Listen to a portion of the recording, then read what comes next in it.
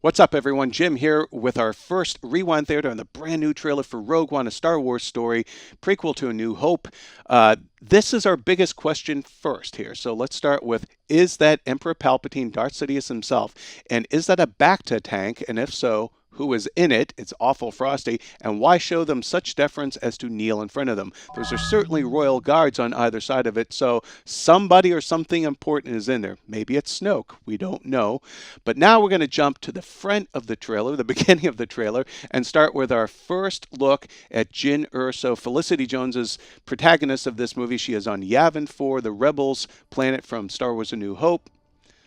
And she is in cuffs there, so she's has no love for the Empire, but she's a thief and a forger, and she is in the control room that we see at the end of New Hope, and that is classic Star Wars character Mon Mothma, Rebel Alliance leader, once again played by Genevieve O'Reilly, who played her in Revenge of the Sith.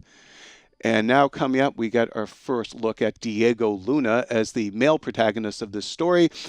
We believe his character's name is Cassian Willix, and that he is a rebel naval captain given the insignia on his jacket.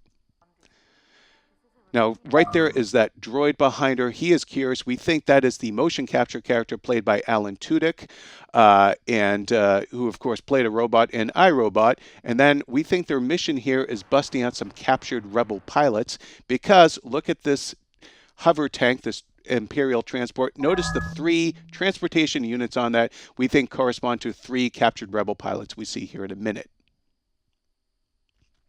And of course, the Death Star from A New Hope, the first original Death Star having the dish put in, and just the sheer scale and scope of this thing next to the size of those Star Destroyers.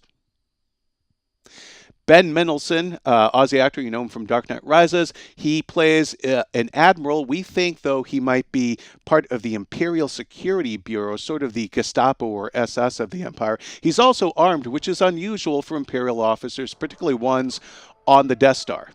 There's that hover tank again with those corresponding transportation units. And of course, our first look at Oscar Forrest Whitaker, a mystery character, but he has a walking stick, a cane of some kind, and what appears to be breathing apparatus on his kind of power suit, his armor. He does appear to be some sort of mentor, though, given the dialogue here, a mentor to Jyn. Now, Death Squad troopers, and they have a moisture evaporator in the background. They are not, though, on Jakku or Tatooine because we see palm trees and water.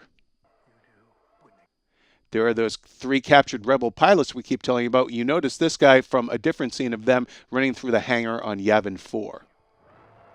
Okay, now we don't think they're running down the Death Star hallway here. Notice the tablet she has in her hand and the outfits they are wearing, and again the droid, which might be an enforcer droid. We don't know, but as they run down the hall, we also get a look here at the Scarab troopers, these sort of sand troopers with speeder bike style stormtrooper helmets. First look at Chinese action star Donny, yes, Ip Man himself. We think he might be playing some sort of warrior monk, given the sort of red on his outfit and the red in the background there, and the fact that samurai films and Kurosawa were such influences on George Lucas in the creation of Star Wars. We also think he's some sort of blind sensei because his eyes are super, super blue. More Death Squad troopers, and then of course here we have a Imperial Transport getting blown up, 4 wings instead of 2, so kiss your fancy ride goodbye. And then right here we think these are rebel troops. This is definitely a war movie. Gareth Edwards, the director, has said this is a war movie, that it is not, there are no Jedi coming to help you in this one.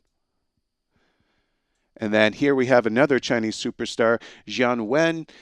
We think he is some sort of weapons master, and he is also escaping that bunker that is under attack. And then here we think the continuation of them running down that hallway because they're wearing the same outfit and they're still carrying that tablet in her hand, and they're running right at AT-ATs, which seems sort of like a suicide mission. But hey, you got to do what you got to do. Now, this is another very curious shot. This is Jyn, and she's wearing what appears to be an Imperial gunner outfit, but it's not so much what she's wearing. It's also that there's the hallway, which is reminiscent of the hallway in Empire when Luke confronted Vader, and you hear Vader's respirator over this part of the soundtrack, as well as her being asked, "What are you going to be?"